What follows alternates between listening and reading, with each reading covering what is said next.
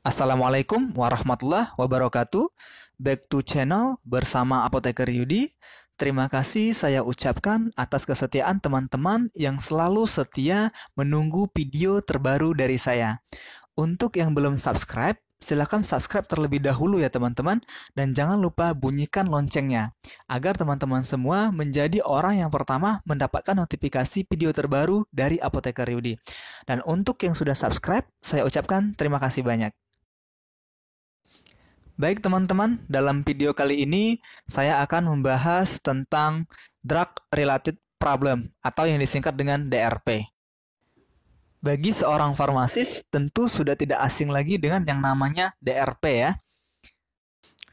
Drug Related Problem atau masalah terkait obat merupakan suatu kejadian yang tidak diinginkan atau tidak diharapkan, berupa pengalaman pasien yang melibatkan atau diduga melibatkan terapi obat dan pada kenyataannya atau potensial mengganggu keberhasilan penyembuhan yang diharapkan.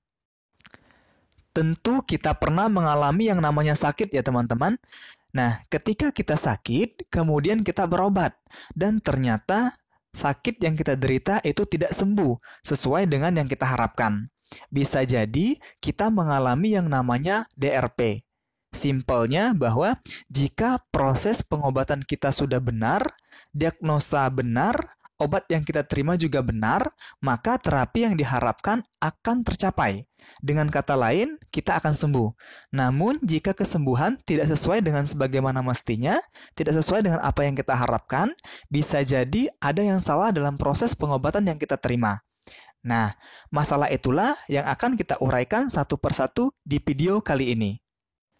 Namun, sebelum kita bahas masalah-masalah yang terkait dalam penggunaan obat, bagi yang belum subscribe, silakan subscribe terlebih dahulu ya teman-teman, karena subscribe itu gratis. Dan bunyikan loncengnya agar teman-teman menjadi orang yang pertama mendapatkan notifikasi video terbaru dari Apoteker Yudi. Baik teman-teman, kita bahas mengenai drug related problem. Yang pertama kita bahas yaitu klasifikasi drug related problem. DRP ini diklasifikasikan menjadi dua, yaitu DRP aktual dan DRP potensial. Apa bedanya antara DRP aktual dan DRP potensial? DRP aktual yaitu masalah yang terjadi seketika saat pasien menggunakan obat, misalnya reaksi alergi. Sedangkan DRP potensial yaitu masalah yang akan terjadi pada saat setelah penggunaan obat, misalnya kerusakan hati, kerusakan ginjal, dan lain-lain. Berikutnya jenis-jenis DRP. Ada 8 jenis DRP yang akan kita bahas di video kali ini. Adapun 8 DRP tersebut yaitu indikasi yang tidak ditangani, pemilihan obat yang kurang tepat atau tidak tepat, penggunaan obat tanpa indikasi, dosis terlalu rendah, dosis terlalu tinggi, reaksi obat yang tidak diinginkan, interaksi obat, gagal dalam menerima obat. Baik teman-teman, akan kita bahas satu persatu dari 8 jenis DRP tersebut. DRP yang pertama yaitu indikasi yang tidak ditangani. Ada indikasi penyakit atau keluhan pasien yang tidak ditangani dalam resep tersebut. Misalnya, pasien dengan keluhan demam, batuk, dan sakit kepala. Ternyata obat yang didapat pasien hanya obat batuk saja. Sedangkan pada resep, obat untuk mengatasi keluhan demam dan sakit kepalanya tidak ada. Sehingga pasiennya tetap mengalami keluhan demam dan sakit kepala. Dan yang kedua, pemilihan obat yang kurang tepat atau bahkan tidak tepat. Pemilihan obat yang digunakan untuk pasien tidak tepat. Misalnya, pasien mengalami flu, namun pasien diberikan terapi antibiotik. Ini jelas pemilihan obat yang tidak tepat, karena flu disebabkan oleh virus, bukan disebabkan oleh mikroba, sehingga antibiotik tidak akan memberikan efek terhadap keluhan yang dialami pasien. Dalam kata lain bahwa terapi antibiotik yang diberikan tidak memberikan manfaat sama sekali. Yang ketiga, penggunaan obat tanpa indikasi. Obat yang didapat pasien tidak sesuai dengan indikasi keluhan penyakit pasien. Misalnya, pasien mengalami demam dan sakit kepala, akan tetapi pasien mendapatkan obat asiklopir. Ini jelas tidak sesuai dengan keluhan pasien. Contoh lain misalnya, pasien dengan keluhan demam dan sakit kepala. Ini pasiennya keluhannya dari tadi demam, sakit kepala. Demam, sakit kepala. Ini kayaknya berat amat nih masalahnya pasien ini. Dari tadi soalnya nggak sembuh-sembuh ini sakit kepalanya. Ya udah nggak apa-apa teman-temannya. Ini kita jadikan sebuah sampel saja. Baik teman-teman, kita lanjutkan ke contoh yang tadi ya. Misalnya pasien dengan keluhan demam dan sakit kepala. Diberikan terapi parastamol. Oke, terapi yang diberikan sudah tepat, sesuai dengan keluhan pasien. Namun, ketika pasien sudah tidak mengalami demam dan sakit kepala lagi, ternyata pasien tetap minum obat parastamolnya. Nah, disinilah timbul masalah, karena parastamol diberikan pro renata jika diperlukan.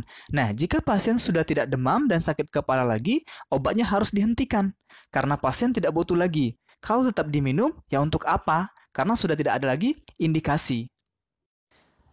Dan DRP yang keempat, yaitu dosis terlalu rendah. Dosis yang terlalu rendah juga merupakan sebuah masalah ya teman-teman. Apabila pasien mendapatkan terapi dengan dosis yang terlalu rendah, maka akan mengakibatkan efek terapi yang tidak sesuai dengan harapan. Misalnya, berdasarkan hasil pemeriksaan laboratorium, pasien mengalami kadar kolesterol yang tinggi.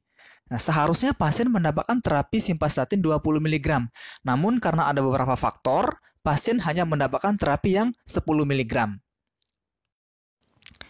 Yang kelima, dosis terlalu tinggi. Pasien mendapatkan dosis yang terlalu tinggi, melampaui dosis maksimum. Bila pasien mendapatkan dosis yang terlalu tinggi, maka akan berakibat fatal bagi pasien itu sendiri. Bisa mengakibatkan efek toksik atau bahkan lethal dose. Dan selanjutnya, DRP yang keenam, yaitu reaksi obat yang tidak diinginkan. Pasien menerima obat yang dapat menyebabkan efek samping yang memberatkan kondisi pasien.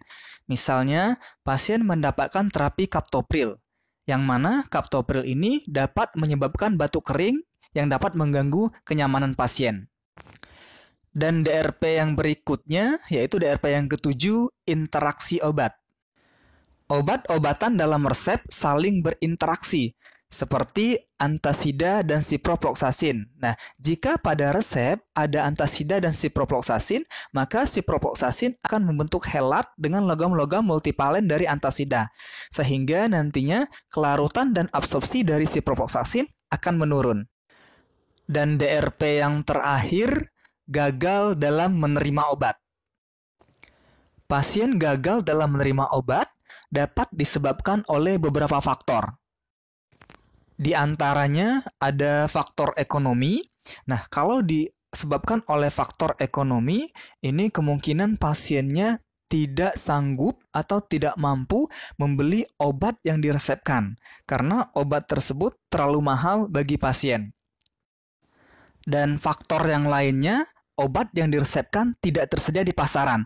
Sehingga jika obat tidak tersedia di pasaran, maka pasien gagal dalam mendapatkan obat yang diresepkan.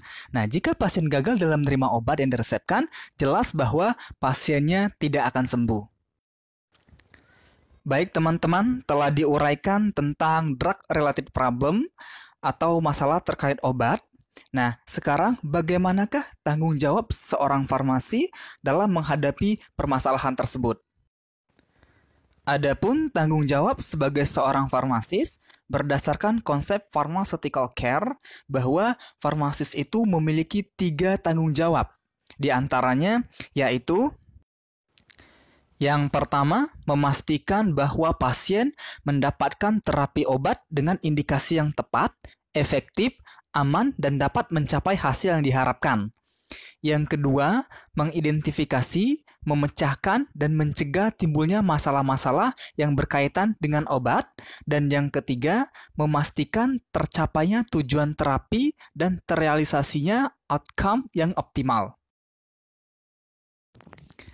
Demikian teman-teman untuk video kali ini. Semoga video ini bermanfaat bagi teman-teman semua. Jika teman-teman ada saran dan masukan, silakan tinggalkan di kolom komentar.